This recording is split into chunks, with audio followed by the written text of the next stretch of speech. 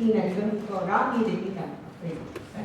So this is why here, like traveling here, it took me 30 hours here, but it feels like home because everyone knows what I'm talking about, and everyone knows what is crypto, what is Bitcoin, what is Ethereum, what NFTs.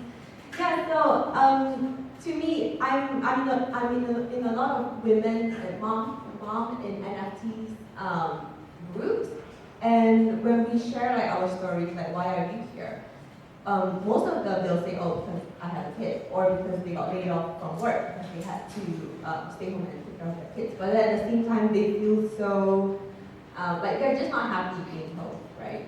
Because they just became like a caretaker for their kids. But at the same time, that like they love their kids, of course, but they wanted to like socialize and stuff like that. So we got really close in the group. We shared like photos of our kids, and then we talk about like alpha. Yeah, and then we talk about trading as well because I'm a trader, so I taught them how to trade. So a few of them, even one of them, able to buy her first car without her husband's help. And she's like, oh my God, Nicole, like thanks to you, I'm able to buy my first car.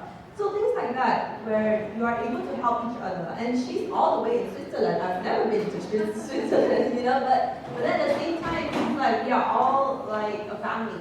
So this is why I feel that the Web2 space is so amazing, because no matter where you are or who you are, it doesn't matter, right? As long as you are in this space, we are all the same. And we are all, we have the same goal as well, to get more people in this space and to really embrace like the blockchain technology, because that is the future. All amazing answers and just very much aligned, which is why I love panels like this and rooms like this, because the energy is different and it's very aligned. So ways that I think women, we can get in our own way and things we should check ourselves for and try to break down, asking questions.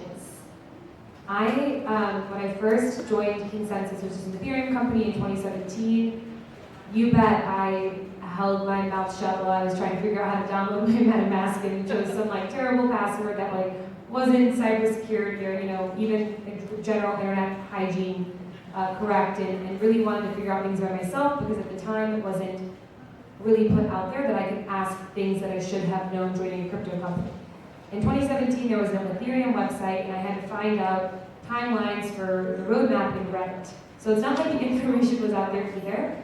And so I didn't know how to ask for help. I didn't know how to ask questions. And so that's like my main thing with SheFi. Like, ask as many questions. There's no such thing as a dumb question. The more you ask in public means other people can support and get affirmation from supporting. Other people can learn who may not have felt as comfortable asking. I'm in now some male-dominated chats because I've been around for a minute. They ask questions all the time. Like what, it could be simple as what is a private key? And nobody in that chat goes, that's a dumb question. I don't think we really exist in any of those spaces, and men just never care what the question is. Like somebody will answer and they ask every question. And when there's a bull market, they like act like they know the bull market, and when it's the bear market, they act like they know what to do in the bear market. And like hindsight's 20/20 on both sides. Like you always know what to do when the market's already happening, but it's just constant communication and asking questions. And I think that in our heads, at least in my head, I just assume asking questions about maybe even simple things, it felt like something I should have known. We're getting rid of the word should in all endeavors in life, and in crypto too. And just know that a lot of male peers are just asking all types of questions. In their head, they're not like, what's this person gonna think of me? Like, I don't think that exists in the way a lot of people think. And so don't let that stop you. Ask questions. I love asking for what you need. With SheFi, I'm finally starting to ask for sponsorships. It's been live since 2020. And that's been a really good practice of asking people for money, stating my price when places like MasterCard or other businesses want to hire me. Whereas before I was like, no, I could give everything away. Oh no, there's price tags attached. So like taking that risk as a founder in this space too is like forced me to confront some of these things I struggle with. So maybe even find those spaces where it is going to be something you struggle with a bit in this space, and kind of put yourself in that position so you can get the experience of overcoming a hearing no. Even like I was sending out a price and I was like asking my partners, and I was like, should I say it's negotiable? And he was like, no, Patty, that's not how this works. Like, they'll negotiate with you. So, we're all learning. I'm still learning. I know a lot about crypto, but I'm still learning how to like price myself as a businesswoman. So those types of things, but they only come from also being in those situations where you're kind of forced to do it. And ask questions, men do it all the time. Thank you, and thank you for all of those really beautiful and brilliant answers. And so my last question is the opposite of this question. So I think a lot of the times too, we really focus on all of the ways in which men are doing things and like where's the gap between us and them. But really there's also a gap between them and us. And as women, whether it be like how we are inherently, socialization, how we commune in communities and how we create, there's also a lot of opportunity and advantages to the ways in which we think and the ways in which we operate. And even I was yesterday speaking with some DeFi guys, and I was talking, they were asking like why women and how is like, you know, helping women make more money impactful outside of just helping women make more money. And I said, well, statistically, actually, like when you give women microfinance loans and business mentorship, the communities in which those women live in escape poverty 4 times faster than if the same mentorship and funding were given to men. And it's not because men don't do good things, it's just that women are a lot more community oriented and they're a lot more inclined to give back to not just like their immediate family, but their extended family, which is the community.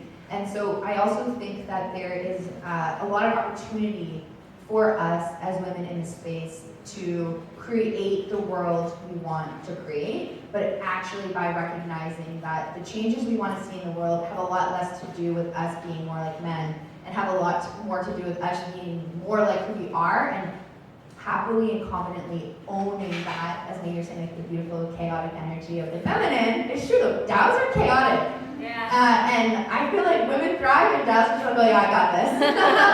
I can turn this chaos into like some structure and we can move ahead and get things going. And so there's a lot of opportunities. And so my final question to everyone would be, where do you feel, and we don't have to have it as like a gendered term, but just like, you know, the feminine experience, the feminine energy, the ways in which we kind of build community and do things, where do you feel like we need more of that essence in Web3 in order for it to be what we want it to be? I think that we see women in Web3, like these events. This is a room full of women, and we have our male allies here, and I'm grateful for you. But at the bigger events, we're not seeing you guys. Why aren't you coming to the bigger events? When you go across the street to NFT NYC, it's a room full of dudes. And crypto bros culture is real. And you all need to push through. Because we don't just need women in the room, we need women in decision-making roles in the room. Not just there, we need you present and in charge in these rooms. And so we've got to get you there, and the first step to getting in those private rooms where decisions are being made is being in a room full of dudes and getting comfortable with it. Because they're there, and they're unapologetic about it, and we have to too. Because you have to be in the big room to get in the small room, because you need to be seen. And there's ways to do that by being your genuine self. Any stage that I'm on, this is like one of the first panels I've been on that's all women. I'm always on a panel, because I'm an attorney too, and it's still a male-dominated field. And so I'm on stage with like these men in their stuffy suits, and they look sharp. And I go up there in a dress every time. I'm not here to wear a suit, and I'm not here to look like a dude. I'm here to say that women are women wherever they are, and they don't need to be men, but we need to be on that stage too, making those big decisions, and in those rooms, deciding things. It's not enough to be there. You can have a company that has diversity, but if that diversity doesn't show up where decisions are being made, your company is not diverse. And we need a demand to be there, and you've got to push yourself forward because you deserve to be there too.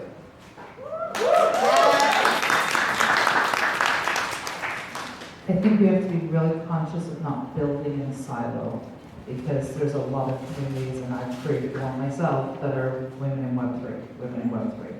I pull men into those rooms and pull them up onto stages not to grill them and hold them accountable sometimes, but to get them in a conversation and ask them to take what they learn in these rooms to the rooms where there's crypto bros, because let's be honest, it is hostile for us to go into those rooms. It's difficult to be heard or accepted on the stages in those rooms.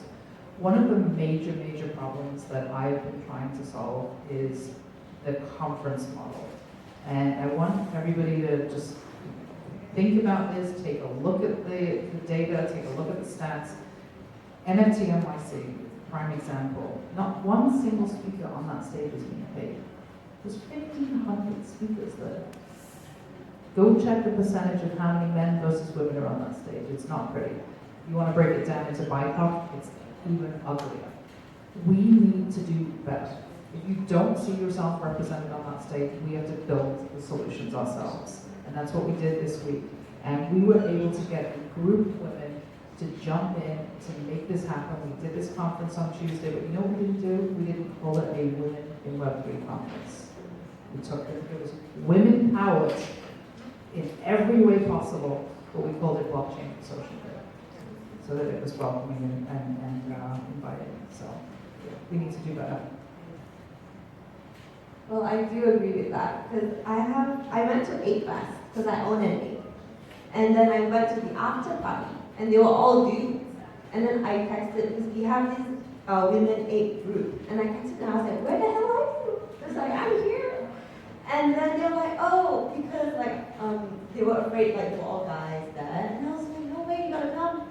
And then they all came and we all had fun. And we all had like a women corner. And later on, because we were all gathered there together, we were like, I mean there were 4 of us. Suddenly there was like 30 of us. So I was like, oh, that's how you, then after that, the guys started saying, oh, this is like a women's cult. Yeah, but I feel that